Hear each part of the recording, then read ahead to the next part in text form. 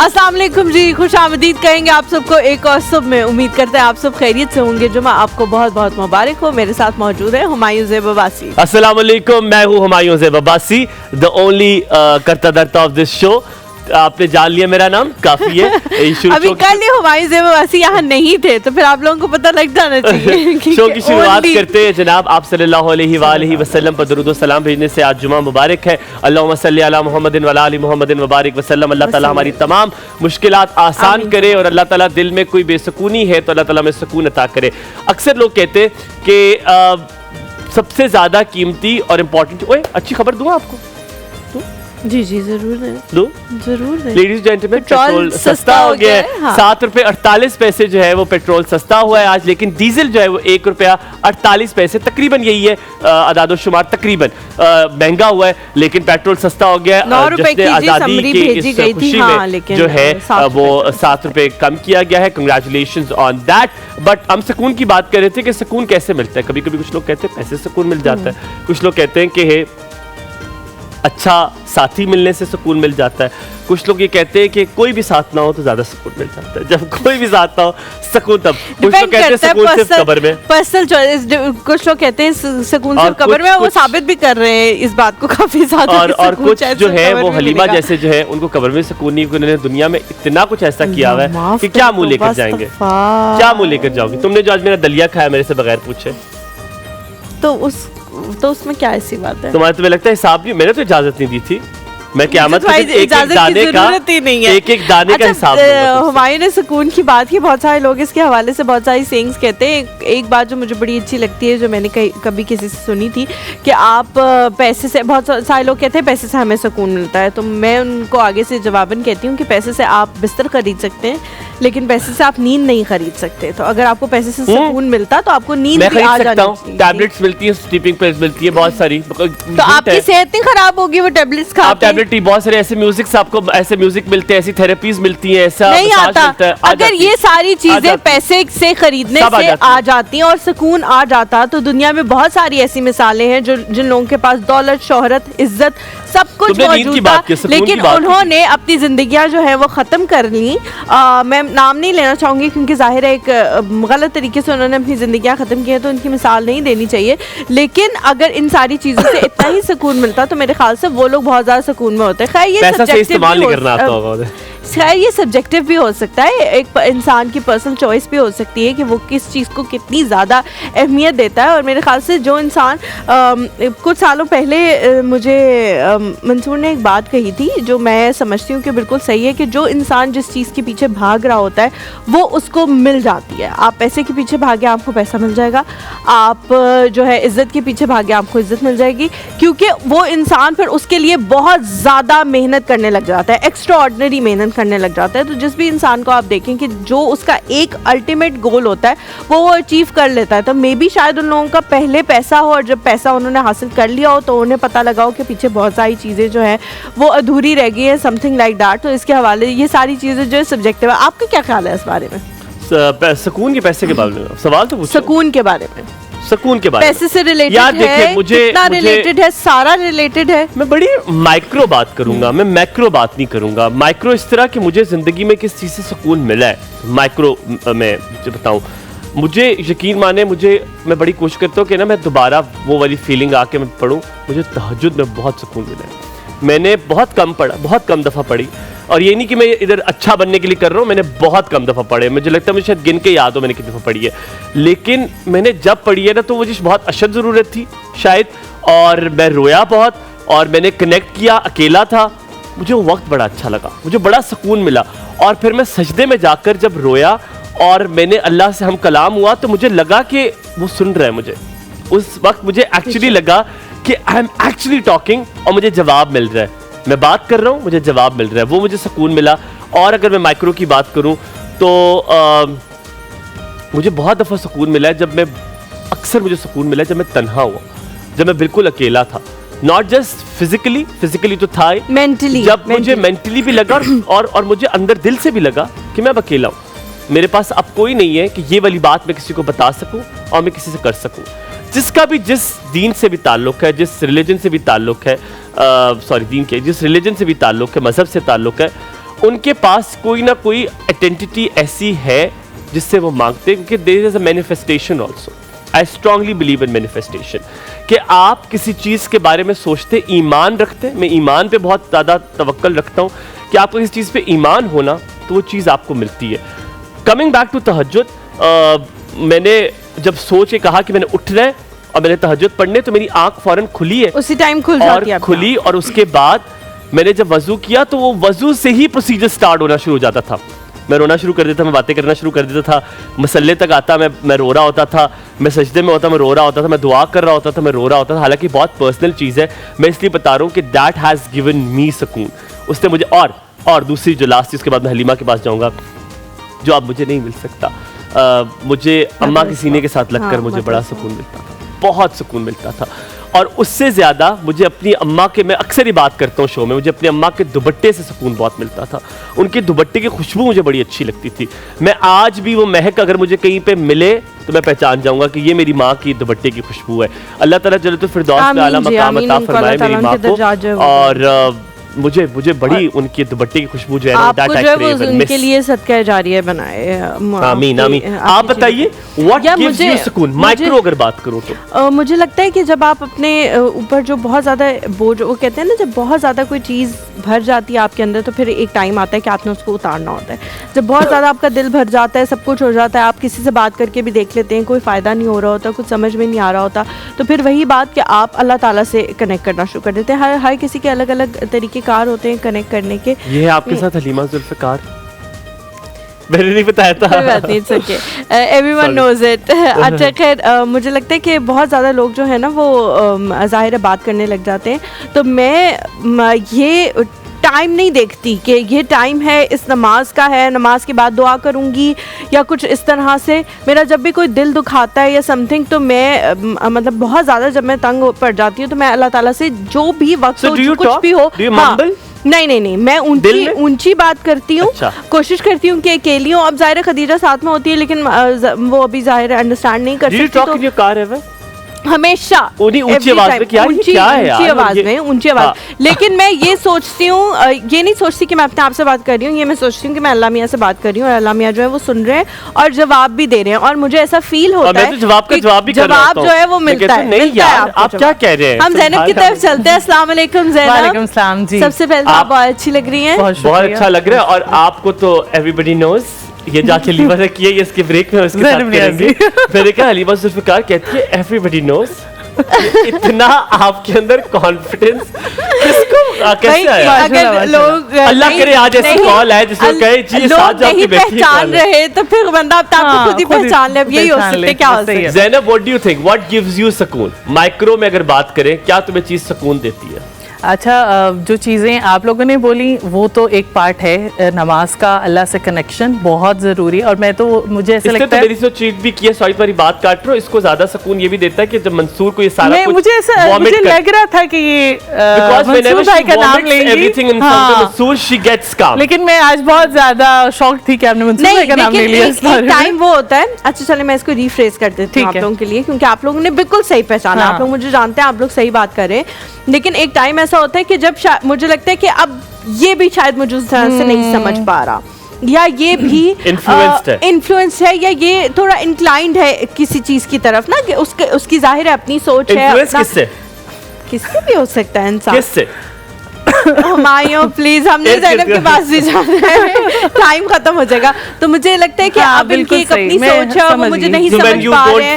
हाँ, तो फिर मैं कहती हूँ कि अल्लाह मियाँ आप तो बस आप यहाँ आप मुझे समझें कि मैं क्या कर दूँ। तो मेरा एक तो जो रास्ता है वो अल्लाह की तरफ, और वो मुझे ये लगता है कि उनसे मैं अल्लाह से जो है मैं हर वक्त 24 घंटे बातें करती रहती हूँ। जब तक मैं जाग रही हूँ या मेरा दिमाग चल रहा है तब तक बातें करती रहती हूँ, क्योंकि मैं किसी से भी कुछ शेयर नहीं करती। मेरा या तो अपने आप से मैं बहुत कुछ अपना फीलिंग शेयर करती हूँ, तो मेरा सुकून अपने आप के साथ टाइम गुजारना, अपने आप के साथ कंपनी, बहुत सुकून है मुझे। मैं इतनी सी बात कहूँगी। और आज आपने पूछना था कि क्या बना रहे हो, तब खामोशी न करे तो मैं बता देती। मुझे लगता है हम तीनों ना एक टाइम आएगा बिल्कुल इंडिविजुअलिज्म की तरफ चले जाएंगे। हम तीन अलग अलग बता रही हूँ, मुझे अपनी कंपनी, मुझे अपना आप मुझे वो बहुत सुकून देता है, शदीद सुकून। ज़ैनब क्या बना रही हो आज? मैंने यही कहा था, इसके बाद यही सवाल बनता है इतनी पॉज के बाद। आज जो है हम या तो जुमे को मीठा बनाते हैं या कोई ड्रिंक बनाते हैं, तो आज हम साबूदाना की ड्रिंक बना रहे हैं जिसको सागू ड्रिंक कहते हैं। I love sabudana. Sabudana is one of my favorite desserts usually। साबूदाना। मुझे बहुत साबूदाना। साबू सागू नहीं होता, हम तो सागू सागू कहते हम भी साबूदाना कहते थे। साबूदाना। What? अच्छा नहीं ऐसे नहीं हो सकता। अच्छा, अच्छा, है ना, तुमने जो सुकून की बात की है ना, जैसे the way you translated it, यकीनन अल्लाह ताला आपके लिए इज द अल्टीमेट, हमारे लिए सबसे पहले और सबसे आखिरी वही है। अंडरस्टूड, डेफिनेट है। लेकिन कभी कभी कोई इंसान आपकी जिंदगी में ऐसा होना चाहिए, चाहते हैं आप कि यार उसको बता दें। आप काफी नहीं अपने आप के लिए? सॉरी, आप काफी नहीं होते अपने आप के लिए, किसी और को क्यों शेयर करना?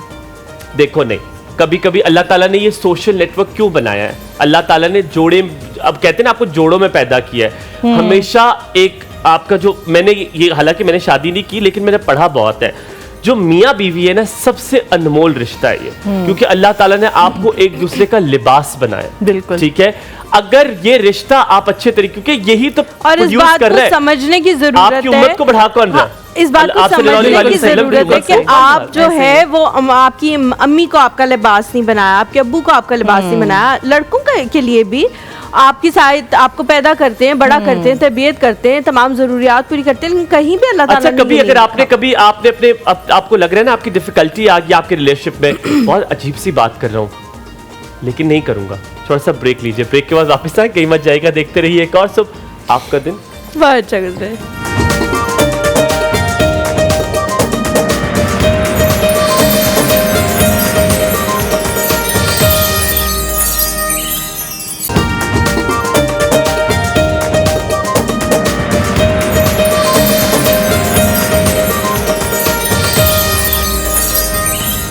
Welcome back after break. आप देख रहे हैं एक और सुबह। हलीमा, ऑल वाइट आप पे बहुत अच्छा लग रहा है। Thank you so much ji.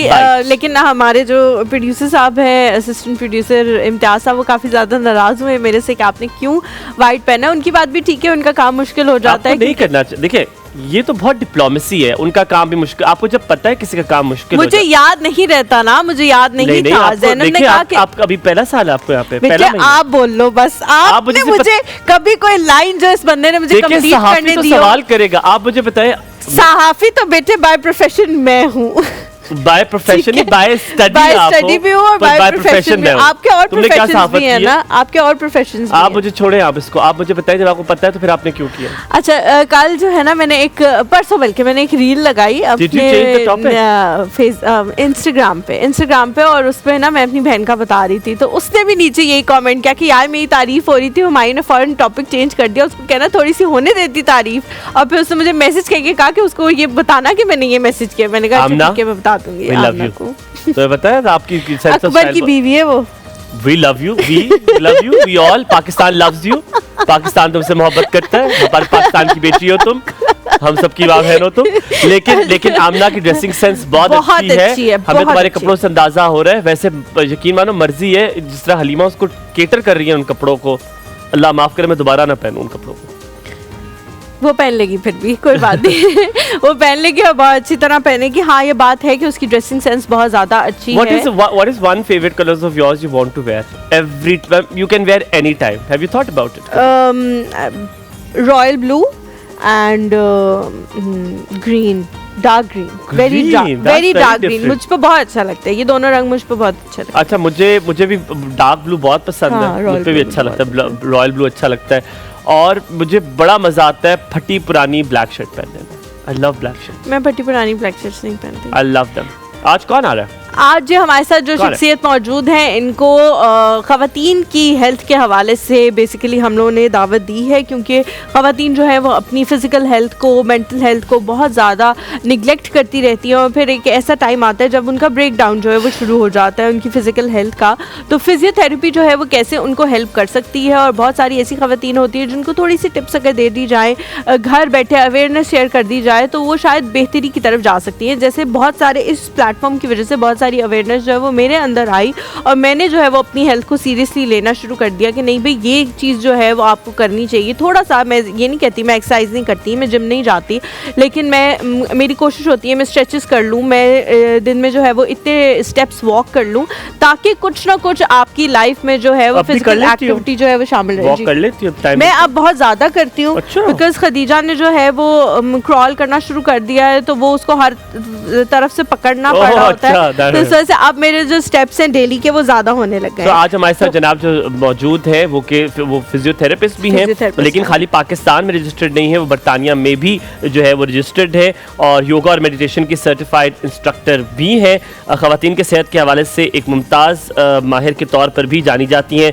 Social media पर आप इनकी अक्सर वीडियोस देखते होंगे, बहुत प्यारा बोलती भी हैं। आज इनसे उसी तरह बुलवाएंगे, आपकी मुलाकात करवाते हैं डॉक्टर महानूर से। अस्सलाम वालेकुम, अ वेरी गुड मॉर्निंग। पंडित तुम कह रही हो, अ very good morning doctor Mahnoor. अस्सलाम वालेकुम डॉक्टर साहिबा, कैसी हैं आप? कैसी हैं? प्लीज बैठिए। प्लीज डॉक्टर साहिबा, आपको देखते साथ ही मुझे लगा आपको मैंने किसी से शक्ल मिलती है आपकी।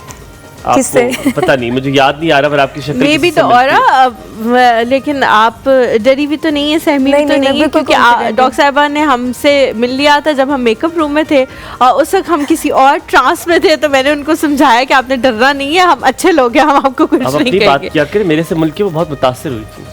वो कहती है कौन लड़का है, ये क्यों इतना अच्छा होस्ट है, ये कौन लड़का है, क्यों इतनी फजूल बातें करता है, ये क्या होगा? डॉक्टर साहिबा, सबसे पहले आपसे पूछेंगे, हम जो अपना मौजूद चल रहा होता है हम on a very lighter note हम आपसे बात करेंगे। बताएं सुकून डॉक्टर महानूर को किस चीज से मिलता है? वेयर ऑफ कोर्स हमने बड़ी डेफिनेट बात कर दी, Allah is the first thing you go to, but any human anything you do when you want सुकून, क्या म्यूजिक लगाकर बैठ जाती हैं, किताब पढ़ लेती हैं, क्या करती हैं? मुझे सुकून सबसे पहले नेचर से, उसके बाद अपनी फैमिली और पेट से। मैंने घर में काफ़ी क्यूट से अपनी कैट्स रखी हुई हैं। जब मुझे फील हो कि मैं डिप्रेस हूँ तो मैं उनको हक कर लेती हूँ, उनसे बातें करती हूँ और मुझे समझते हैं, हाँ, अंडरस्टैंड करने लग जाते हैं। किससे क्लोज है, किससे सुकून मिलता है? सबसे ज़्यादा मैं अपनी खाला से। अच्छा, दैट इज डिफरेंट। व्हाई? मैं अपने ननियाल में रही हूँ स्टार्टिंग में, जब छोटी सी थी तो ननियाल वालों के साथ ही रही हूँ, और ये जितना भी मेरे में कॉन्फिडेंस है सारा कुछ मेरे नाना की मोटिवेशन, उसके बाद मेरी खाला, और भी पेरेंट्स ऑफ कोर्स हैं ही हैं, लेकिन वो कहते हैं ना पैदा करने वाले से ज़्यादा पालने वाले की मोहब्बत होती है। तो आज मैं जिस जगह पे भी पहुँची हूँ तो credit goes to my all ननियाल फैमिली। खाला का नाम ले ले, बेचारी खुश हो जाएगी। खाला मेरी का नाम शाजिया। शाजिया, और वो अल्लाह ताला जी ऐसी खाला सबको दे।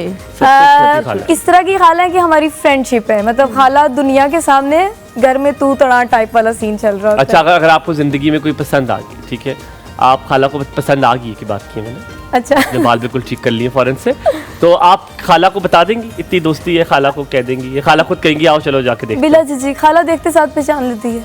अच्छा, मतलब मैं वो बात जो अपने पेरेंट्स से नहीं कर सकती वो मैं अपनी खाला से कर लेती हूँ। वो अपनी खाला से कर लेती है। That's very good. आपकी किसी ननियाल में किसी से है इतनी ज्यादा? नहीं, इतनी ज्यादा। बल्कि अक्सर मेरी खाला मुझसे लड़ती है यार, अपनी मामा से भी मांगा करो, मैं शर्म आती है।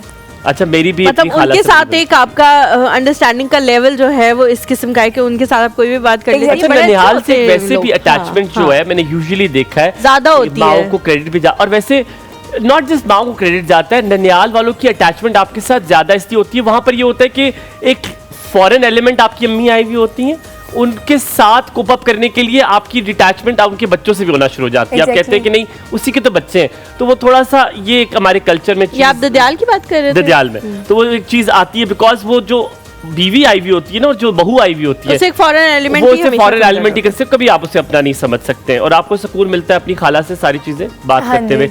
आपसे पूछेंगे सबसे पहले, आपने कहाँ से शुरू किया फिजियोथेरेपी, क्या आइडिया आया? यूजुअली जब लोग डॉक्टर बनते हैं तो एमबीबीएस कर लेते हैं, ये वो जमाने थे, अब फिजियोथेरेपी एमबीबीएस छोड़ के फिजियो में आई थी। क्यों?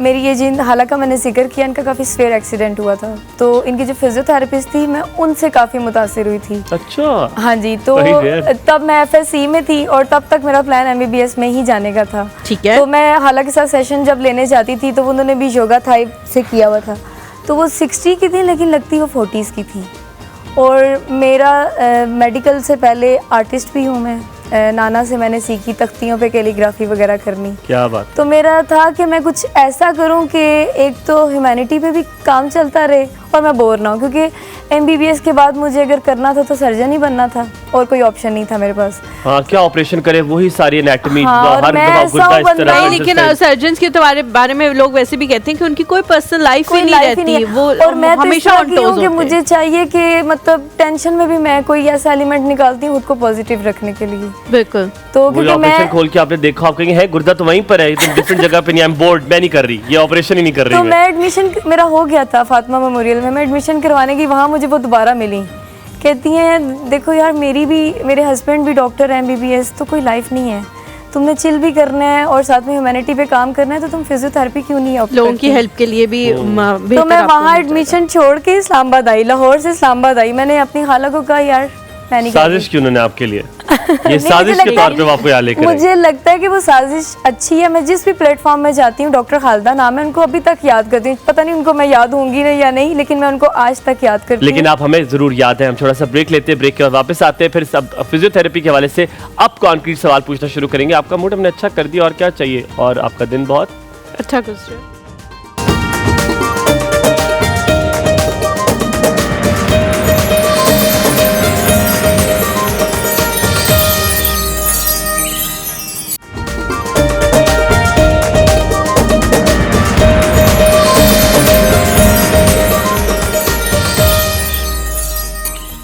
Welcome back after break. आप देख रहे हैं एक और सुबह और a very good morning to all of you again. आपने अगर अभी में ज्वाइन किया है तो आप हमें बता सकते हैं कि किस चीज़ से आपको सुकून मिलता है।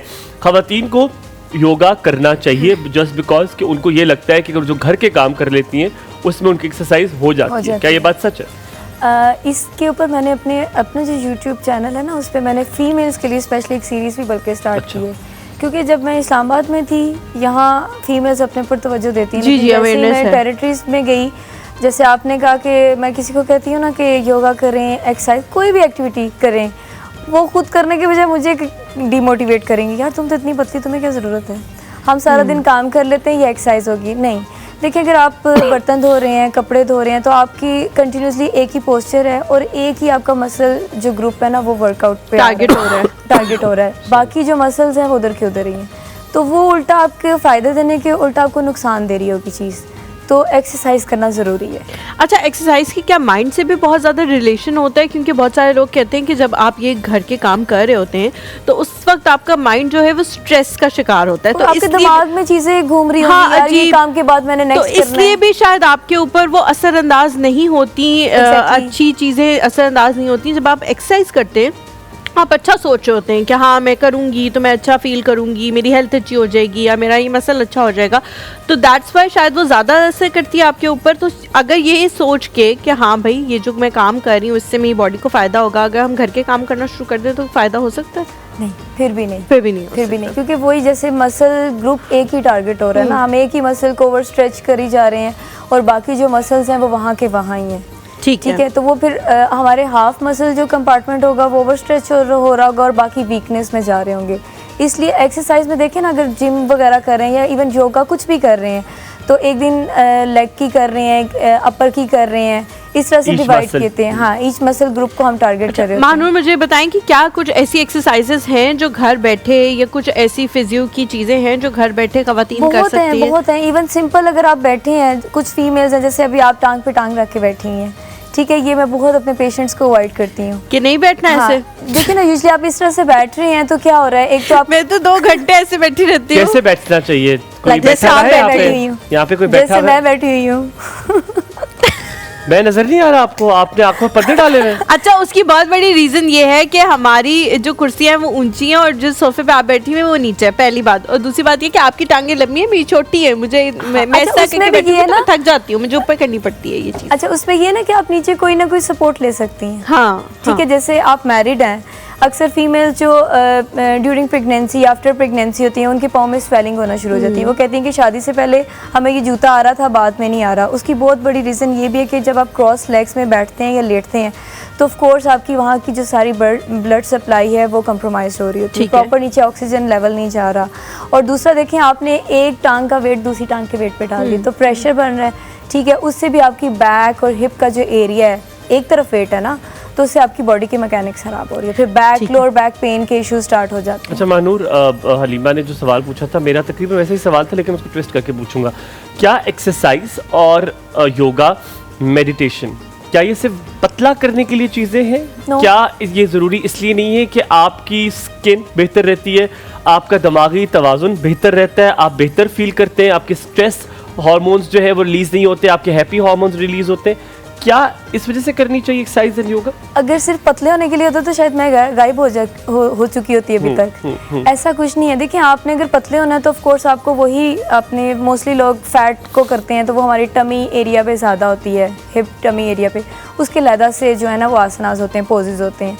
लेकिन जैसे आप कह रहे हैं कि माइंड को रिलैक्स करने के लिए उसमें डीप ब्रीदिंग एक्सरसाइजेज होती हैं, मेडिटेशंस होती हैं। मैं खुद करती हूँ, सुबह उठ के मैंने नमाज़ पढ़नी है, अल्लाह ताला को याद करना है, अपने सबसे पहले पेट्स को मिलना है, और उसके बाद मेरी मेडिटेशन होती है और योगा। ठीक हो गया। उसके बाद फिर मैं जिम जाती हूँ। उसके बाद खाला को फ़ोन। हाँ, खाला साथ ही है ना। खाला साथ ही, खाला इज कांस्टेंट।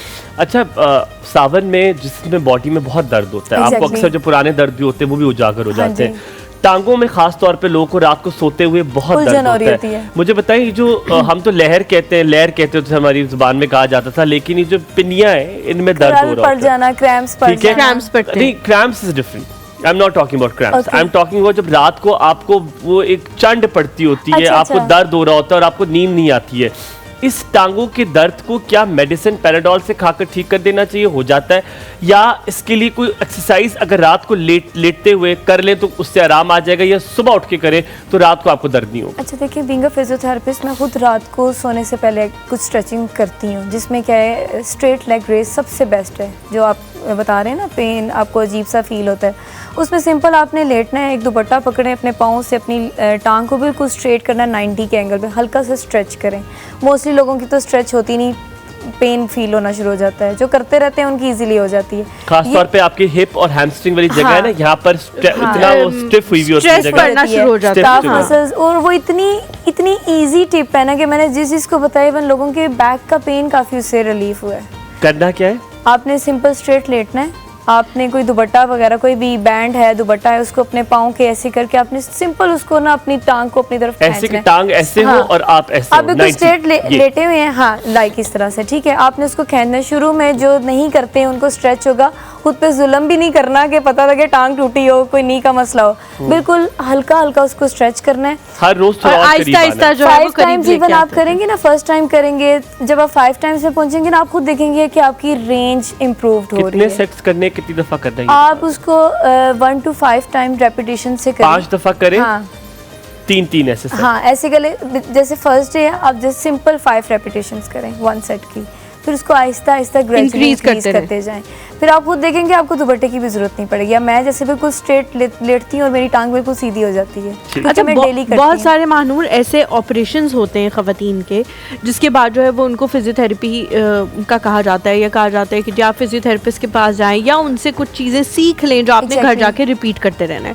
हम लोग वो नहीं करते, उसको इम्पोर्टेंस नहीं देते। एक तो मुझे बताएं कि उसकी क्या इम्पोर्टेंस है, और दूसरा ये कि किसी भी ऑपरेशन से पहले या बाद में फिजियोथेरेपी की एग्जामिनेशन कितनी ज़्यादा ज़रूरी है, जो अभी तक हम देखते हैं कि इवन ड्राइंग रूम सिटीज़ के बड़े बड़े अस्पतालों में भी नहीं रिकमेंड की जाती। ना फिजियोथेरेपिस्ट आके आपको देखता है ड्यूरिंग द सर्जरी, पहले सर्जरी से बाद के नहीं देखता। अगर आप खुद भी कहना चाहें तो वो कहते हैं अच्छा आपको चाहिए, अच्छा चलें करते हैं, बंदोबस्त बुला देते हैं। कितना ज़रूरी है? अवेयरनेस नहीं है, और अवेयरनेस किसने क्रिएट करनी है? हमने करनी है। एक तो जो हमारे MBBS डॉक्टर हैं उनको जो थोड़ा बहुत, देखिए अगर मैं मेडिकल में हूँ तो सुपरफिशियल मुझे भी हर फील्ड का नॉलेज है, लेकिन ऑफ कोर्स मुझे डेप्थ में नहीं है। तो कुछ जो हमारे MBBS डॉक्टर हैं वो उन्हें थोड़ा बहुत जो हाना होगा वो खुद ही बता देंगे, लेट के ऐसे कर लें, ये वो। नो, फिजियोथेरेपी जैसे वुमेन हेल्थ है, ये एक बहुत बड़ी फील्ड है। सिर्फ ये नहीं कि आपने वो बच्चा पैदा कर लिया, मैं फीमेल्स को देखती हूँ ना कि बच्चा पैदा कर लिया, बस जी बात ख़त्म, बच्चा सुपुर्द किया और बस वो जी ऐसे लगता है कि जैसे बच्चे का ख्याल किया जा रहा था, वो डिलीवर हो गया तो ख्याल करना खत्म। मोस्टली फीमेल्स को देखेंगी कि वो शादी से पहले इतनी फिटनेस का ख्याल रखेंगी, लेकिन बस उनका, मुझे लगता है कि उनका फ़र्ज़ ही ये था कि शादी की, बच्चा पैदा किया, बस अल्लाह वाले, ठीक है। वो बाद में बिल्कुल शक्लें नहीं पहचानी जाती कि यार ये वही हैं। और कुछ आप देखेंगे जो अपना ख्याल रखते हैं, और ये मुझे लगता है सिर्फ 10% पॉपुलेशन ऐसी होती है जो अपना ख्याल रखती है। बाकी बेचारी बैठ के बस उनको ना क्रिटिसाइज ही कर रही होगी या कह रही होगी इसकी किस्मत अच्छी है और मेरी अच्छी नहीं है। तो वो हमारे खुद पे डिपेंड करता है। जैसे आपने कहा कि पहले इस पे ऑफ कोर्स डॉक्टर का रोल है। वो अब जैसे मैं शिफा में जब थी तो जो मेरी डॉक्टर्स थी दोनों, डॉक्टर शाजिया, डॉक्टर शहनाज, ये दोनों प्री ऑप मेरे पास पेशेंट्स को भेजती थी कि देखो इनको असेसमेंट करो, इनके मसल वीकनेस जो हैं उनको टारगेट में लेके आओ। उनको मैं टारगेट करती थी प्रॉपर, उसमें उनकी रूटीन पूछती थी कि सिटिंग कितनी है, स्टैंडिंग कितनी है, आया आप हाउस होल्ड हैं या वर्किंग लेडी हैं, ये सारी चीज़ें पूछ के कोई मेरा घंटा लगता था उन पर। फिर उनके एक एक मसल को मैं, हम लोगों की जैसे अपनी मसल टेस्टिंग टेक्निक्स होती हैं वो अप्लाई करके चेक करती थी और उनको एक्सरसाइज का प्रॉपर प्लान बताया जाता था। फिर उनको सर्जरी की तरफ लेके जाते थे और फिर उसके बाद सर्जरी हो गई। उसके बाद हम लोग फर्स्ट डे जैसे अच्छा, सर्जरी के बाद वाली जो चीज़ें उसके के हवाले से हम बात करेंगे। एक छोटा सा ब्रेक लेते हैं, ब्रेक के बाद वापस आएंगे, कहीं मिल जाएगा हमारे साथ।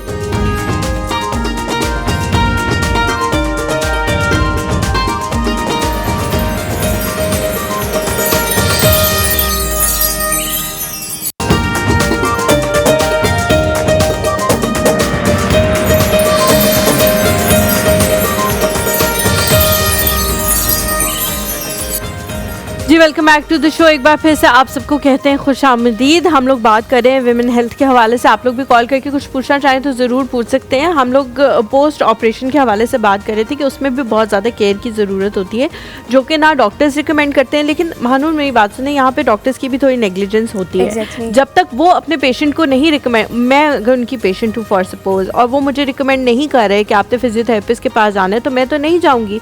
मैं उस इंसान पर ज़्यादा एतबार करूँगी जो इतने अरसे से मेरी फाइल जिसने मेंटेन की हुई है, जो मुझे देख रहा है, जो जिसके साथ मैं जाके उसको अपनी हर मसला बता रही हूँ। वो कह रही है नहीं आप बिल्कुल ठीक है, आप घर चले जाओ, तो फिर तो मैं सोचूंगी ना कि हाँ ठीक है मैं घर चली जाती हूँ, मैं क्यों फिजियोथेरेपिस्ट के पास जाके ज़्यादा पैसे लगाऊं। ऐसी बात है। और ये बहुत कम सेटअप्स हैं पाकिस्तान में जो कि आपको फिजियो की तरफ रिकमेंड करते हैं। इवन अगर आप अब्रॉड वाली साइड पे देखें वो तो सिंपल एक बुखार भी हो जाएगा ना अगर एक बंदे को 3 से 4 दिन तक, तो वो कहेंगे जाएँ फिजियोथेरेपिस्ट के पास।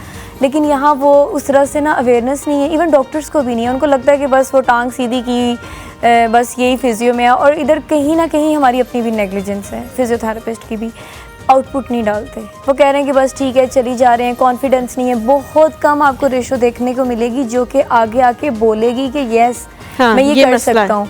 अब मैं खुद जब शिफा में थी तो मैंने इतनी, क्योंकि सारे सीनियर्स थे, मैं उन सब में छोटी थी, कोई मेरी मदर की एज की थी, कोई नानी की एज की थी, तो मैंने उस पूरे पैनल के सामने खड़े होकर बोला था कि मुझे कुछ टाइम दें, मैं आपको रिजल्ट्स दूंगी। तो तब जो हमारी हेड थी उन्होंने कहा था कि ठीक है। मैंने वहाँ फ्री में पेशेंट्स देखे थे और उनको आउटपुट दी थी कि येस फिजियोथेरेपी बहुत कुछ कर सकती है, ज़रूरी है बहुत। एग्जैक्टली। देखिए आपकी सर्जरी होगी, डॉक्टर ने, सर्जन ने अपना काम कर दिया। अब आपको नहीं पता आपने किस तरह से बैठना है, उठना है, अगर आप मदर हैं बच्चे को कैसे फीड करानी है, ये सब चीज़ें फिजियोथेरेपिस्ट ने बताना। डॉक्टर के पास इतना टाइम नहीं है, वो सर्जरी करेगा कि बैठ के आपको सारी चीज़ें गाइड करेगा। ये सब चीज़ें हमारी, इवन स्टेयर्स पे कैसे चढ़ना है, उतरना कैसे, ये छोटी छोटी बातें जिनको हम लोग निगलेक्ट करते हैं, लेकिन फिर ये बाद में बहुत बड़ा सुनामी बन के आता है। अच्छा, जिस तरह आपने कहा कि स्टेयर्स कैसे चढ़ना है, स्टेयर्स कैसे उतरना है, डॉक्टर्स के पास इतना टाइम नहीं है। हम बाहर के जब डॉक्टर्स को देखते हैं तो वो तो अपने पेशेंट को हर तरह से इक्विप्ड कर रहे होते हैं, वो तो हर चीज़ उसको बताते हैं। लेकिन यहाँ पे लोग फिर कहते हैं कि जी जैसे एक डॉक्टर के पास अगर किसी बाहर के मुल्क में 10 पेशेंट्स हैं तो पाकिस्तान में हमारे पास 100 पेशेंट्स हैं एक डॉक्टर के पास, तो इसलिए हम नहीं बता सकते। तो फिर क्या उनको नहीं चाहिए कि वही गाइड करें कि जी ये जो साथ वाला कमरा है ना, ये यहाँ पे आपका एग्जामिनेशन हो गया, अब आपने साथ वाले कमरे में जाना। करने को तो पाकिस्तान में फिर बड़ा कुछ करना चाहिए जो कि हम लोग नहीं करते। और इसमें कहीं ना कहीं जो हमारे हायर लेवल पे जो डिपार्टमेंट्स बैठे हैं उनको ये मतलब स्ट्रिक्टनेस करनी चाहिए ना, कि जैसे बीइंग अ फिजियोथेरेपिस्ट हमारा कम से कम सेशन 30 मिनट्स का है। बहुत सारे फिजियोथेरेपिस्ट ऐसे हैं जो आपको हाथ लगाएंगे और जी होगी फिजियो, क्योंकि देखिए मैंने आपके मसल्स के साथ खेलना है। तो मसल्स ये नहीं कि सिर्फ ये बाजू है तो इसमें एक बाइसेप या ट्राइसेप नज़र आ रहा है, और भी इधर बाजू में और भी मसल्स हैं। जब मुझे खुद एनाटमी फिजियो ही नहीं पता होगी तो मैं कैसे आपको ट्रीट करूँगी। बिल्कुल सही कह रही हैं। और इसमें कहीं ना कहीं कसूर हमारे कुछ सेटअप्स का भी। अब जैसे जब मैंने पढ़ा था तो मैंने प्रॉफ सिस्टम पढ़ा था, और प्रॉफ में पास होना बड़ा मुश्किल होता है। और अब इतने इस टाइम सेटअप्स पाकिस्तान में खुल चुके हैं जो कि सेमेस्टर पढ़ा रहे हैं। मुझे नहीं समझ आती, ये ना हो कि मेरे पीछे यूनिवर्सिटीज़ वाले पढ़ जाएँ कि एक साल में 2 सेमेस्टर्स निकल रहे हैं पास आउट होके, 6 माह में कैसे आप एनाटमी की बुक पढ़ सकते हैं। मुझे याद है आज भी कि जब प्रॉफ की नाइट थी, ऐसे लाइन पे मेरी किताबें थी और मेरे साथ जो सेमेस्टर की लड़कियां थी बड़े चिल माहौल में होती थी। मैं कहती थी यार तुम लोगों को मुश्किल नहीं लग रहा? मतलब हम लोगों को 1 महीना दे दिया जाता था कि इसमें आपने पढ़ना है, नहीं पढ़ना ये अब आपकी है, और उसमें हम लोग बस एक ही काम होता था, बस खाना पीना और पढ़ना, और बिल्कुल हम लोग अपने इन्वायरमेंट से कतई ताल्लुक़ हो जाते थे। और वो जो रात होती थी या वो जो एक छुट्टी होती थी ना, उसमें हमें रिवीजन का भी टाइम नहीं मिलता। तो हम सेमेस्टर वालों को देखते थे, इतना चिल माहौल होता था, इतना अच्छा GPA भी लेके आ जाते थे, और हम लोग एक डिस्टिंक्शन के लिए मर रहे होते थे कि यार 80+ नहीं लिए ना अगर वाइवे में और मतलब थ्योरी में, तो हमारी डिस्टिंक्शन रुक जाती थी। हमने एक डिस्टिंक्शन तो लाजमी लेनी होती थी कि यार घर वालों को बताना कुछ पढ़ रहे हैं। तो यहाँ हमारा जो पीछे से सारा सेटअप चल रहा है उसको हम लोग, आप या मैं, एक बंदा नहीं कर सकता, ये हायर जो ऊपर बैठे हैं वही कर सकते हैं। बिल्कुल ठीक कह रही हैं। हम यहाँ पे कॉलर लेते हैं जी। बुशरा है हमारे साथ अटक से। अस्सलाम वालेकुम। वालेकुम सलाम। कैसी हैं आप? मैं ठीक ही हूँ। क्या पूछना चाह रही है? लोग सब कॉल करके ऐसे आप लोग बिहेव करते हैं जैसे हमने आपको कॉल किया, आपने हमें कॉल नहीं की। मैंने आपसे बातें करनी है। हाँ जी, चलें ठीक है। अच्छा, मैंने आपसे एक बात करनी है। बताएं क्या बात करनी है? खवातीन के बारे में, सेक्स के बारे में बात करनी है। जी जी। कि हमारे किचन का जो खाना है वो चोर इलेक्ट्रिक हैकर हाईजैक पूरी तरह से मेन्यू बनता है, और प्याज इतने मत काटना है, लहसुन काटना जैसे क्यामत काटना है, मछली खरीद के लाते हैं फ़ोन पकने की मेहनत से, तो वो छील करके वो गली सड़ी मछली, जहर आलूद और गंदी बदबूदार मछली फ्रिज में रखवा देते हैं, असली चीज़ गायब कर देते हैं। बिस्किट पर कब्जा है, गोश्त पर कब्जा है, चावल पर कब्जा है, दालें पर कब्जा है, हमारे किचन की खाने पीने की हर चीज़ पर कब्जा है। तो इलेक्ट्रिक हैकिंग से सारा मेन्यू बन के आता है, और कोई भी इस पर गौर नहीं करता है कि इतना आलमी इंटरनेट, मेरे नाम पे इंटरनेट है, अंध बनाई जाती हैं, नाते बनाई जाती हैं, मिली नगमे बनाए जाते हैं। मुझसे आज तक एक नुक्ते का सवाल ही किसी ने नहीं किया। आपको एक बात बताऊं बुशरा जी, मैं आपको बताता हूँ, मेरे नाम पे इतनी प्रॉपर्टी है, इतना कुछ है, किराया मेरे वाले लेता है, सब कुछ सारा कुछ करता है। मेरे साथ जो जुल्म हो रहे हैं, मैं अगर आपको बताऊं, यकीन माने जुल्म मेरे साथ ज़्यादा हो रहा है। आए दोनों बैठते हैं बहन भाई और जुल्म की दास्तान करते हैं। आपने पहले भी एक दफ़ा कॉल की थी। आप पे जो ये जुल्म हो रहा है, मुझे इसके खिलाफ मैं साथ खड़ा हूँ आपके। अल्लाह ताला आपके लिए आसानियाँ करे, लेकिन खुदा की कसम मैं कुछ नहीं कर सकता इसका। मेरे पास खत्म करवा दे। कब्जा क्या? मैं आपको यहाँ पे थानेदार लगता हूँ? आपको क्या लगता है मैं SHO लगाऊँ यहाँ पे? मैं क्या कर सकता हूँ? क्यों नहीं देख रहा? मैं आपसे क्या कह रहा हूँ, मेरा यहाँ पे फखर पे रोब नहीं चलता, तो आपका पुलिस थाने में गई ना, तो वहाँ पे कंप्यूटर लगा कर फिल्में लगाए हुए थे यार खुदा के लिए बुशरा, अल्लाह आपके लिए आसानियाँ करे। ये जो PCR तो मुझे कॉल देते हो तो क्या सोच के देते हो? बहुत शुक्रिया आपका। इतने मसाइल, कसम खुदा की मुझे अपने मसाइल छोटे लगना शुरू हो गए, रोना आ गया मुझे अपनी ज़िंदगी पे। मैं क्या करूं? इस ग्लोब के साथ गला लगा के फांसी लगा लो, आ जाएगा। ये भी नीचे आ जाएगा। अच्छा, मैं जाग गया हूँ, वापस आ गया हूँ मैं। कंग्रेचुलेशन, शुक्रिया बुशरा, ये मुझे जगाने के लिए आपने किया है। आपसे मेरे पूछता है, मुझे ये बताएं कि आपके बालों का क्या मसला है? आप क्यों बार-बार को पीछे? मुझे आदत है बार-बार अपने बालों में हाथ फेरने की। मैं आपको कंफ्यूज करूंगा, मैं इसलिए यहाँ बैठा हूँ, मैं आप लोगों को कंफ्यूज करने के लिए बैठा। मैं नहीं होंगी, आप कर लें। ना करें ऐसे। सही बात है। नहीं, ये कर देगा आपको। मेरे मैनेजर है ना जो शिफा में, वो भी मुझे आपके मैनेजर भी है? हाँ। आप इतनी माशाल्लाह बड़ी है कि आपका मैनेजर, यहाँ तो हमारा मैनेजर है, हमारा इम्तियाज है। शिफा में हम लोग के मैनेजर्स होते हैं ना। हाँ, बस अब आपने और वजीफा नहीं करना अपने अस्पताल का। ये हम अब यहाँ लिख के लगा, आप शर्ट पहनाती सोशल मीडिया के। अब आपने शर्ट पहनाती है अस्पताल की। अच्छा, दूसरा ये मुझे बताइए, जो पोस्चर है वो ठीक करने के लिए बहुत सारे लोग एक्सरसाइजेस बताते हैं, पर खवातीन का पोस्चर अक्सर बुरा होता है क्योंकि कभी झाड़ू लगा रही हैं, टाकी लगा रही हैं, खाना बना रही हैं, तो दे कांट डू दिस, ऐसे नहीं खाना बना सकती। तो क्या करना है उन्हें? अच्छा, उसमें देखें जैसे फीमेल्स खाना अभी जैसे हमारी वो में कुक कर रही हैं, तो वो क्या करेंगी, एक साइड पे वेट अपना शिफ्ट करेंगी। उसमें ये क्या, हाँ, एक टांग पे अक्सर हम लोगों ने जो है वो वेट रखा हुआ है। ऑफ कोर्स मैं ऐसे नहीं खाना बना सकती। उसमें ये है कि हमारी ज़्यादा जो है ना वो लोअर एक्सट्रीमिटीज़ पे प्रेशर पड़ रहा है।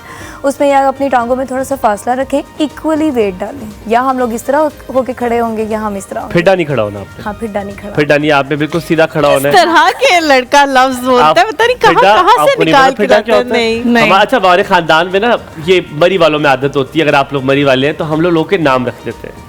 ठीक है, हमने नाम रखे। पता नहीं आप लोग के हैं सहवाल में? सहवाल में तो आप कुछ पता ही नहीं है, आप लोग तो क्या सहवाल के नहीं, हम नहीं भाई, ये मना है कुरान पाक में इसका जिक्र है, ठीक है कि नहीं आपने नाम रखते, हम नहीं रखते नाम। नहीं, हमने ये कहा अब आप फौरन उधर चली गई, आपको सहवाल का कुछ भी नहीं पता। लेकिन मैं आपको ये बात बताऊं, जैसे हमने अक्सर किसी को जितना जरूरी है उतना पता है। हमारे गांव में वो कहते फिडा आ गया। फिडा मीन्स की यानी कि उसे शक्ल से ना कोई ऐसी शक्ल बनाई होगी ऐसे गुस्से वाली, तो हम फिडा कहते हैं। ठीक है, तो फिडा इज टेढ़ा। ठीक है, जो बंदा थोड़ा सा टेढ़ा होता है। जैसे तुम हमारे गांव में हो, तुम्हारा क्या नाम रखा जाए? अंदाजा लगाओ क्या रखे हो? मुटियार। मैं हीर रांझा के इलाके से ताल्लुक नहीं रखती यार। She is so beautiful. आप इसे घर ले जाए। आप एक काम करें, आपने खाला को भी रखा हुआ है, इसको ले जाए हमारे पास। Thank you. ये आप रख ले, हमें नहीं चाहिए। अच्छा, लेकिन ऑन अ सीरियस नोट, लड़कियों खवातीन का एक और मसला भी होता है। क्या मसला? खवातीन का क्या मसला है? करती नहीं, कौन सा खवातीन का मसला है? कितने मसले खवातीन के मसले हैं, क्यों हल नहीं हो रहे? बेचारियों के कोई हल ही नहीं कर रहा ना ये वो खुद तो हल कर रही है ना कोई और हल। ये तो बस ऐसे आती है खवातीन का ये मसला, खवातीन के साथ ये हो गया। हम मर्द कहाँ जाए? हमारी टांगों में दर्द नहीं होता, हमारी कमर में दर्द नहीं होता, हमारी गर्दनों में दर्द नहीं होता। आप लोगों ने मेरी इतना बात बोझ डाला हुआ है। मर्दों का जो फिजिकल फिटनेस है वो खवातीन से बेहतर होती है, वो स्ट्रांग होते हैं। खुदा के लिए हम जिक्र नहीं करते, हम पिट्टा नहीं डालते घर आके कि हाय मेरी टांगों में दर्द हो गया। आपको पता है कल से मेरी टांगों में दर्द है, आपको पता है मेरा सर दुख रहा है। हम ये नहीं करते। नाजुक होती है खवातीन यार। अच्छा, यहाँ पर फौरन नाजुक हो गई, यहाँ पर यार ये अच्छा ऐसे तो नहीं, माँ के कदमों के तले जन्नत। वाह वाह, बस बात अब ये करके बात खत्म कर दो। ये बात नहीं, ये बात बिल्कुल सही है। बाप के कदमों के तले बाप की दुआ जन्नत की हवा। वो तो ठीक है, ये तो है खुद से सेइंग बनाई हुई है ना। ये तो हर टैक्सी के पीछे लिखा होता है, हर टैक्सी के पीछे लिखा होता है बाप की दुआ जन्नत की हवा। लेकिन मेरी बात सुने, जब औरत बच्चे को जन्म देती है ना, अच्छा। अगर ये इतना इजी होता ना तो फिर मेल करती। और अभी आज सुबह का ये वाकया है, हुमायूं ज़ेब अब्बासी ने सिर्फ एपिड्यूरल की सिरिंज देखी है और उसके बाद जो उन्होंने अल्फाज कहे वो मैं यहाँ रिपीट भी नहीं कर सकती। यहाँ पे फुल स्टॉप करता हूँ, ठीक है? मैं यहाँ फुल स्टॉप कर देता हूँ। उनके साथ होता है कि 9 मंथ का जो पीरियड होता है फीमेल से, ये बात याद रखिए, साइकोलॉजिकली मेंटली सब चीजें। ये बात याद रखिए, मर्द होगा तो अब औरत भी बच्चा पैदा करेगी। इससे ज्यादा आगे जो मैं जवाब दूंगी वो आने Zainab, good morning. Good morning. क्या हाल है? बिल्कुल ठीक ठाक। ज़ैनब मुझे बताएं, क्या मर्दों को दर्द नहीं होता? होता है।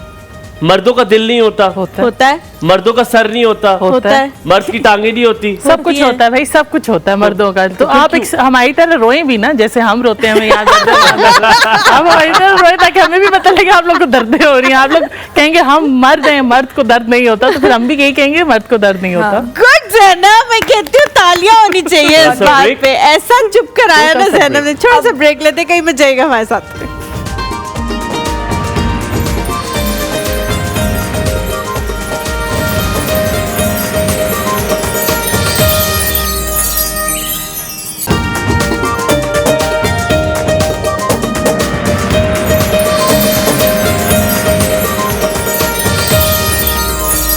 Welcome back to the show. एक बार फिर से आप सबको कहते हैं खुशामदीद। एक और सुबह हमारे साथ डॉक्टर महानूर जो है वो मौजूद हैं। फड्डा सा पड़ गया था ब्रेक पे जाने से पहले, लेकिन 100 सुनार की एक लोहार की ज़ैनब ने ऐसा चुप कराया ना हुमायूं को कि हुमायूं उसके बाद कुछ बोल ना नहीं, सके। मैं एक शरीफ लड़का हूँ। मैं वो कहते हैं कि रजिया गुंडों में फंस गई वाला टाइप से कि मैं अब एक लड़का हूँ, मैं कितना ही इन लोगों से लड़ सकता हूँ, लेकिन मैं लड़ नहीं रहा था। खवातीन की मेरे लिए बहुत इज्जत है मेरे दिल में। जो लोग हमारा शो रोजाना देखते हैं उनको पता है कि रजिया कितनी गुंडों में फंसी हुई है। गुंडे रजिया में फंसे हुए हैं, यहाँ तो उल्टा अच्छा,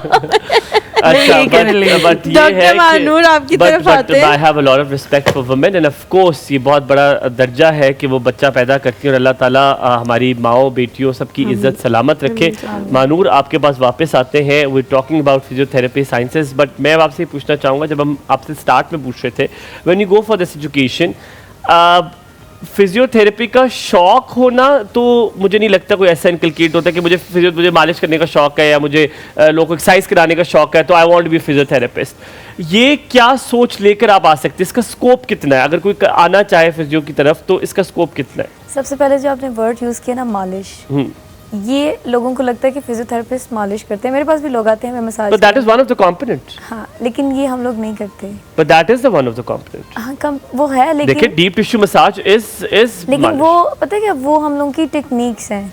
लोगों को लगता है हम पता नहीं प्रॉपर वो ऑयल लेके वो जिस तरह से मालिश करते हैं ना वैसे अक्सर लोग मेरे पास आते हैं, स्पेशली अभी जब अपने क्लिनिक में हमें ना। पर आप ऑयल एज ए लुब्रिकेंट नहीं यूज करते? नहीं, हम लोग नहीं करते, बिल्कुल भी नहीं करते। नहीं, वो देखें जो कुछ जैसे मैंने आगे वुमेन में किया, कुछ लोग बाहर वाली स्टडीज़ हैं जहाँ ये मसाजेस वगैरह हो रही हैं वो शायद यूज़ करते हैं। अभी फिजियोथेरेपिस्ट ऐसा कुछ नहीं कर रहे।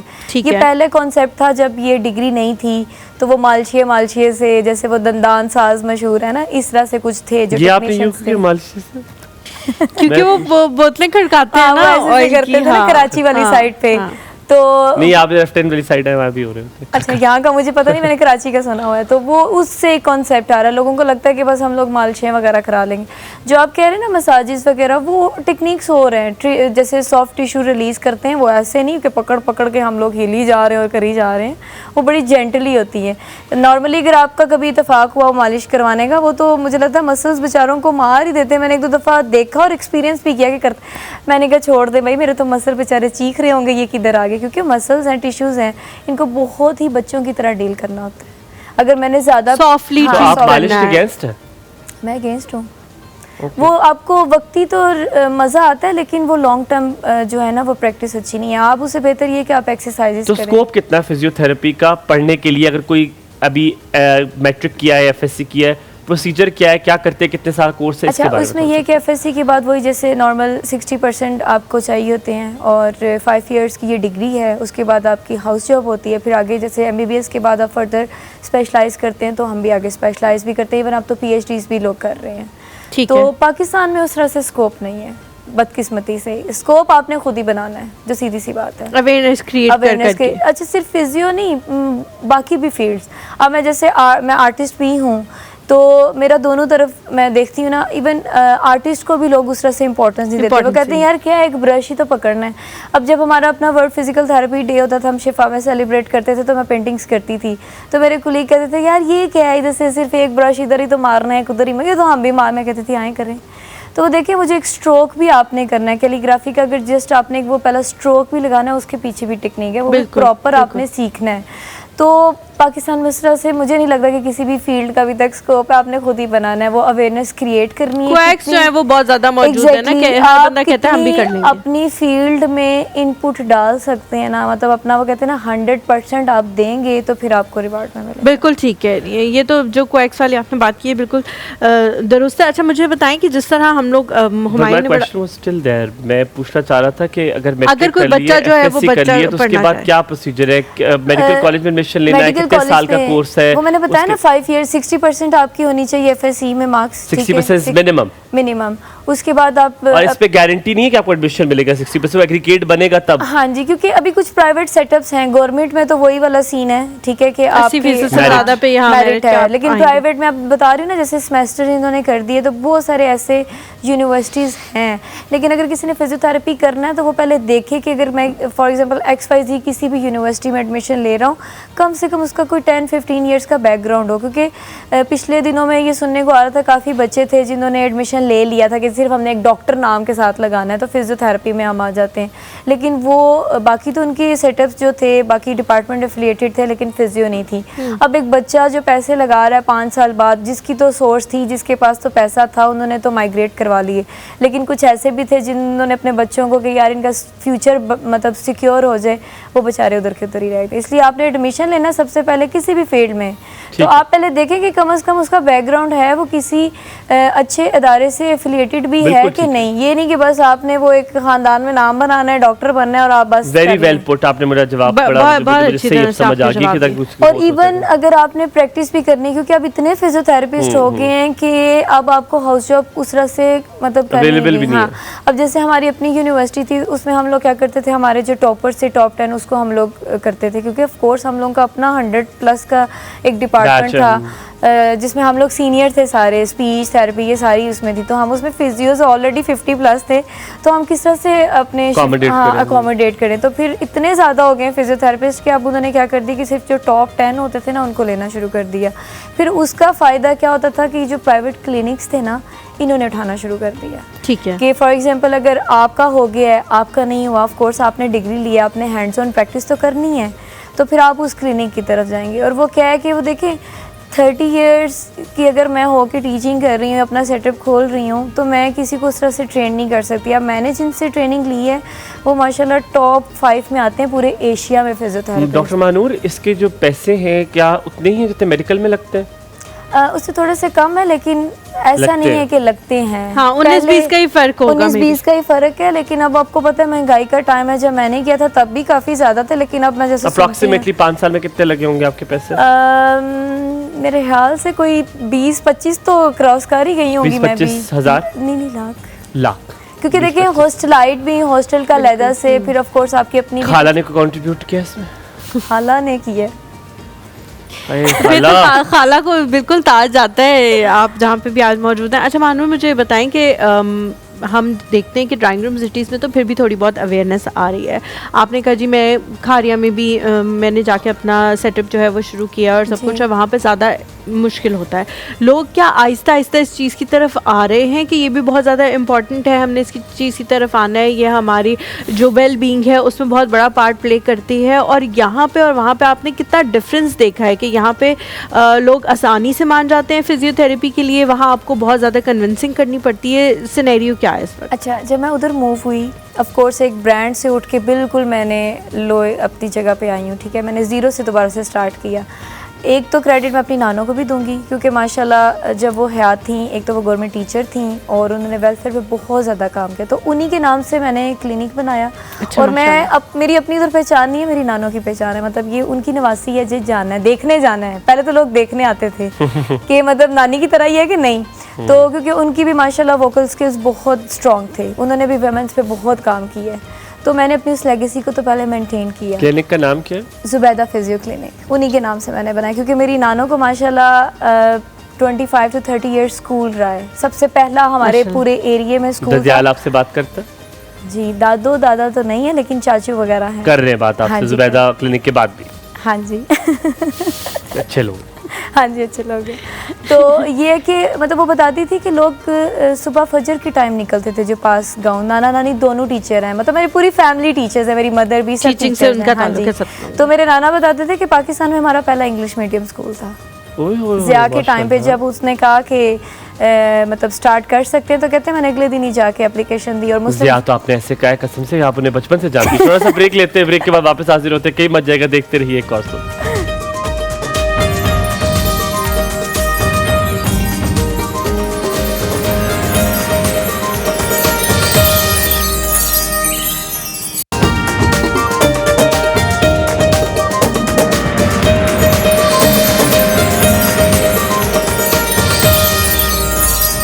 Welcome back to the show. एक लास्ट सवाल, एक लास्ट मेरे ख्याल से सवाल हम पूछ के उसके बाद हम जैनब की तरफ जाएंगे, क्योंकि जैनब ने जो है वो बना ली है तकरीबन सारी चीज़ें। वॉइस नोट भेज रही है, ये क्या हो रहा है हमारे साथ? वॉइस नोट भेज रही है, बैठी हुई सर में खारिश करती हुई जैनब। मेरे बेली को वॉइस मैसेज भेज। इतनी क्यों आपने शो को लाइटली लिया हुआ है? अब मैंने आप लोगों को मैं फ्री पसंद नहीं हूँ ना एक्चुअली। वो 15 रोटियां आप काम और इतने खाने बनाना वो आप कर रही होती है, आप फ्री होती हैं। बिल्कुल सही। देख लो जैनब कौन है तुम्हारा सगा।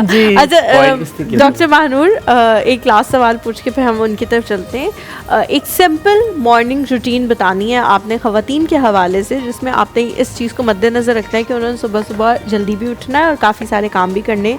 तो एक सिंपल सी ऐसी रूटीन जो वो सुबह 10 से 15 मिनट के लिए फॉलो कर लें, उसके बाद हम जैनब की तरफ चलें। सुबह उठ के जैसे मोस्टली लोग नमाज़ वगैरह पढ़ते हैं, उठें सुबह वॉक कर लें। अगर किसी के पास कोई पार्क वगैरह अवेलेबल नहीं है, छत पे चले जाएं, गार्डन में चले जाएं, कुछ नहीं तो कमरे में चले जाएं, अपने कमरे में वॉक हो जाए। तो 10 मिनट्स खुद वॉक कर लें, अगर उनके पास टाइम नहीं है। वैसे तो देखें क्या है पागल लड़का जी। वैसे तो आपको कोई भी इंसान है, चाहे वो मर्द है या फीमेल है, जो भी है, उसको खुद के लिए आधा घंटा तो लाजमी निकालना चाहिए। जो अपने लिए टाइम नहीं निकाल सकता, मुझे लगता है कि वो दुनिया में फिर कुछ भी नहीं कर रहा है। कोई ना कोई ऐसी एक्टिविटी रखें, अपनी सुबह का आगाज करें ताकि बच्चों कुट ले। नहीं, ये भी तो एक गुड एक्टिविटी है। पॉजिटिव एक्टिविटी होनी चाहिए ना। बच्चों कुटे मारे, हाथ शोल्डर हिलेंगे, ये मारा उसमें फिर उसको भी स्ट्रेस होगा ना। अस्सलाम वालेकुम सिवाब, अस्सलाम वालेकुम। वालेकुम अस्सलाम, कैसे हैं प्यारे लोगों? बिल्कुल ठीक, अल्हम्दुलिल्लाह। आप भी हंस रही हैं हुमायूं की हरकतों पे। जी जी बिल्कुल। और आप तीनों का ही सफेद लिबास बहुत खूबसूरत लग रहा है। इम्तियाज शुक्रिया को कहेंगे, हबीबी। इम्तियाज को। शुक्रिया या हबीबी। जी, ये बहुत कहना ज़रूरी था आपके लिए। और जो मेरी बहार हैं और मेरी हूर हैं, दोनों तो लुकिंग लाइक अ वाओ। बहुत अच्छी तुम ज्वेलरी अपना भी पिक कर लो, मैं है। अपना कर ली। दोनों मैं तो दोनों ले लिया, दोनों का दरोगा तो मैं ही हूँ। दोनों ले लिया। बहुत शुक्रिया सिमा। नहीं, हुमायूं का भी जाहिर है मर्दाना ड्रेसिंग के लिहाज से जो कोट है और ऑफ वाइट ड्रेस है बहुत खूबसूरत लग रहा है। अब मैंने तो अपनी स्क्रीन के हिसाब से बता सकती हूँ ना मैं, हाँ जी देखिए ना आप, बहुत अच्छी लुक आ रही है हुमायूं की।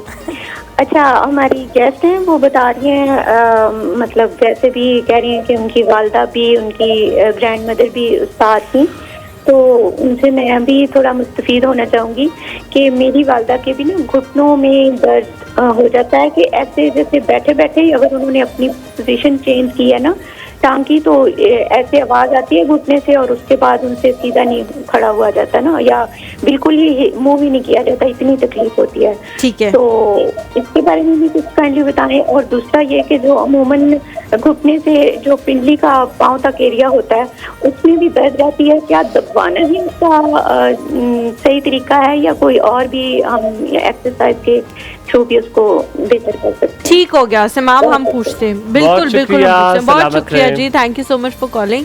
पहले जल्दी से बता दें उनकी वालदा का, वो कह रही हैं नादी की कॉल अभी लेनी है, ये किचन में ले लेंगे। तो मुझे बताएं कि उनकी जो वालदा हैं उनके एक तो घुटनों में दर्द है और पिंडियों वाला जो एरिया है वहाँ पे भी दर्द है, तो क्या दबाने उसका हल है? अच्छा, जैसे उन्होंने अपनी मदर का जिक्र किया कि आवाज़ भी आती है और पेन है, तो उसमें एक तो उनका एज फैक्टर देखना होगा हमें कि 50+ ऑफ कोर्स होंगी, तो ये देखना पड़ेगा कि उनके अंदर क्या विटामिन डी की कोई डेफिशिएंसी तो नहीं है, क्योंकि आजकल हमारी फीमेल्स मेल्स दोनों में 90% जो मेरे पास केसेस आ रहे हैं ना, बच्चे से लेके बड़ी खवातीन सब में डेफिशिएंसी है। और एक तो वो टेस्ट कराएं। और हमारे यहाँ ना कॉन्सेप्ट ने बड़ा अच्छा एक क्वेश्चन किया, यहाँ से मुझे माइंड में चीज़ें आ रही हैं। लोगों को जब मैं कहती हूँ ना कि टेस्ट कराएं, तो वो टेस्ट की तरफ नहीं जाएंगे। जैसे इन्होंने क्वेश्चन कर दिया, अब मैं इधर बैठ कर ना कोई भी एक्सरसाइज या कोई मेडिसिन बता दूंगी, क्या पता कि उन पे वो सूट ही ना करे, उल्टा वो उन्हें आराम आने की बजाय वो चीज़ नुकसान हो जाए। हाँ जी, The need to consult a physiotherapist. Physiotherapist या जो भी उनके करीबी अगर कोई डॉक्टर है, फिजियोथेरेपिस्ट नहीं भी है, एटलीस्ट पहले तो गो वो करे ना, Consultation. हाँ कंसल्टेशन तो करे ना। उसमें देखना पड़ेगा, एक तो फिजिकल असेसमेंट होगी, उनकी एज पूछी जाएगी, क्या वो डायबिटिक या कोई भी उनको एक्स्ट्रा कोई रेड फ्लैग तो नहीं है, फिर उनका CBC चेक किया जाएगा और स्पेशली विटामिन डी, क्योंकि अक्सर फीमेल जैसे मैंने जिक्र किया उनमें विटामिन डी की डेफिशिएंसी है। मुझे इतने साल हो गए हैं मेरी प्रैक्टिस में, मुझे कोई 10% ही फीमेल मिली होंगी जिनका कोई 50 से ऊपर होगा। मोस्टली लोग 9-10 पे फॉल कर रहे होते हैं। मैं उनसे पूछती हूँ आप लोग ज़िंदा कैसे हैं? मैं खुद अपना being a doctor her 6 months के बाद करवा रही हूँ। आपका कितना है विटामिन डी? मेरा 50 है अल्हम्दुलिल्लाह। ठीक है, मेरा आज 12 है चले। अल्हम्दुलिल्लाह। आज है, हाँ जी, पूछे आज है मैम। मेरा बिल्कुल है, पूछे बहुत बुरे हाल है। ठीक है। हाँ, कैसी है ज़ैनब? मैं तो ठीक ठाक, बस ठीक हूँ। खूबसूरत बहुत लग रहा है शरबत। हाँ, तो आप पिए भी? पी के देखते हैं कि कैसा बना है। वैसे तो आप मीठा नहीं इतना खाती पीती, लेकिन फिर भी आपने try बहुत करें। मीठा कर दिया है। नहीं, वक्त ने चखा है, पता नहीं, क्योंकि मुझे जायका नहीं आ रहा, मेरा तो गला भी खराब है और जुकाम भी। ठीक है तो- ज़ैनब, अच्छा, मैं रेसिपी बता दें देती हूँ। रेसिपी। अच्छा, इसको ना साबूदाना भी कहते हैं, साबूदाना भी कहते हैं, दोनों कहते है हैं ना? दोनों ठीक है, words हम कहते हैं। सही थे, हाँ, हम हाँ। सही थे। अच्छा, यहाँ पे जो पानी है जिसमें मैंने जेली बनाया है वो 2 कप मैंने ले लिए हैं और उसमें मैंने जेली बना ली है। जो भी मार्केट में जेली मिलती है, आप इसमें ग्रीन फ्लेवर, बनाना फ्लेवर या स्ट्रॉबेरी फ्लेवर, आप वो दोनों, मैंगो भी डाल सकते हैं। अच्छा, दूध मैंने इसमें 1 लीटर लिया, कंडेंस मिल्क 1/4 कप लिया है। अगर आपको मीठा बहुत पसंद है तो जो कंडेंस मिल्क का छोटा वाला पैक मिलता है वो आप पूरा डाल दें। जामे शीरी जो इसमें रोज़ वाटर है वो इसके अंदर 1/4 कप जाएगा और सागुदाना या साबुदाना इसमें 1 कप, उसको बॉईल करके वो डालना इसमें। तुख्म लंगा इसमें 2 चम्मच जाएंगे। पिस्ता बादाम भी आप डाल सकते हैं, अगर आप इसमें ड्राई फ्रूट्स अगर आपको पसंद है तो वो आप इसमें डाल दें। और आखिर में आप इसके अंदर स्ट्रॉबेरी जेली जो है वो ऐड करते हैं। आपने ये करना है कि तुख्म लंगा को पानी में डाल के आपने भिगो देना 1 से 2 टेबलस्पून, वो बहुत अच्छा खासा जो है वो फूल जाएगा। फूल जाता है। और जो साबुदाना है उसका ये करना है कि पहले पानी बहुत अच्छे से बॉईल हो जाए और फिर डालना, ठीक है, ताकि वो जो है ना बराबर से सारे दाने गल जाएं और जेली जेली फॉर्म में हो जाए, और उसके बाद आपने उसको छान लेना और ठंडे पानी में आपने निकाल लेना है ताकि वो ठंडा हो जाए। वैसे ही सर्व जो है वो ठंडा होता है। ठीक और हो बाद गया, दूध ठीक के हो अंदर गया। आपने रोज वाटर डाल देना है और आपने सर्व कर देना है जेली शेली डाल के। बेहतरीन हो गया। ठंडा, ज़ैनब, ठंडा। नादिया की कॉल लेते हैं जी। अस्सलाम वालेकुम। वालेकुम सलाम, क्या हाल है? ठीक है आप? बिल्कुल ठीक नादिया, तुम बताओ कैसी हो? मुझे बड़ा जुकाम है बुखार है। पता है मुझे, जुकाम बुखार है। आवाज से लग रहा है, आवाज से लग रहा है, आवाज से लग रहा है कि Energy down जुकाम है ना रही तुम है। मेरी यार, पता चल गया मुझे तुम्हारा। जुमातुल मुबारक, जुम्मतुल जुम्मतुल मुबारक। मुबारक। क्या हाल अल्लाह है? ताला सब पे रहमत नाज़िल फरमाए। आमीन। माशाल्लाह बड़े प्यारे लग रहे। आमीन सुम्मा आमीन भी कह दे। कौन प्यारा लग रहा है? लड़की ओ कैसे चली गई क्या आपकी? चली गई है, घर चली गई, घर जी, पहुंच गई खड़ी हुई है अल्हम्दुलिल्लाह, नादिया। खैरियत से घर तुम्हारी पहुंच गई। स्क्रीन कहाँ है? किधर देख रही हो तुम हमें? दिल की आंख से देख रही हो? दिल की आंख से देख रही हूँ, देर महीने से देख नहीं ना रही, इसलिए आपको कह रही हूँ कि बोली। और नादिया क्या कर रहा है हफ्ता इतवार को? क्या इरादे है तुम्हारे? हफ्ता इतवार को क्या करोगी? कुछ नहीं करोगे आप, कुछ आप करोगे, किस करोगे आप लोग दुआ करें, मैं जल्दी ठीक हो जाऊँ। जल्दी ठीक हो जाओ। कोई ऐसी खासी बीमारी नहीं है, बुखार जल्दी ठीक हो जाता होता है, छोटी मोटी बीमारियां तो लगी रहती हैं। मुझे बताओ तुम्हें सुकून कैसे मिलता है? सुकून जिंदगी मेरे और में हलीमा के नाम को निकाल के बताना। बताओ। सुकून है क्या जिंदगी में, मगर हर हाल में अल्लाह का शुक्र है, हर हाल में। तो शिकवा करके कह रही है हर हाल में खुश है, कहती सुकून तो है ही नहीं जिंदगी में, लेकिन हर हाल में इससे शुक्र बिल्कुल वो है। हरकत की है जो मैं बता नहीं सकती कौन करता हर था। हाल में अल्लाह बख्शे, शुक्र है। अल्लाह बख्शे, अल्लाह बख्शे कह है। के सब बुराइयां करते थे। वैसे फिर भी सुकून कैसे मिलता है तुम्हें? ये बताओ ना। है आपसे बात करके, मुझसे बात करके। अच्छा मुझे आपी जी बेटे, वो हतीजा ठीक है, भाई ठीक है, अल्हम्दुलिल्लाह खदीजा बिल्कुल ठीक मेरे है। घर वाले भी ठीक है, ख्याल रखना अपना। ठीक है, आप लोग भी अपना ख्याल रखना। ओके, अल्लाह हाफिज़। बाय, खुदा हाफिज़। जी हलीमा, क्या जी हलीमा, क्यों चले जी। आप लोगों का बहुत बहुत शुक्रिया ज़ैनब। अच्छा, मुझे हलीमा, आपका भी बहुत शुक्रिया। मानूर, it was really nice talking to you. आप कहती हो कहाँ आ गई नहीं, हैं? मुझे मजा आ रहा है, बहुत लेकिन मजा हम आ रहा that's how we do it. आप सबके बहुत बहुत शुक्रिया। अपना ख्याल रखिएगा, आपका वीकेंड बहुत अच्छा गुजरे। अल्लाह हाफ़िज़।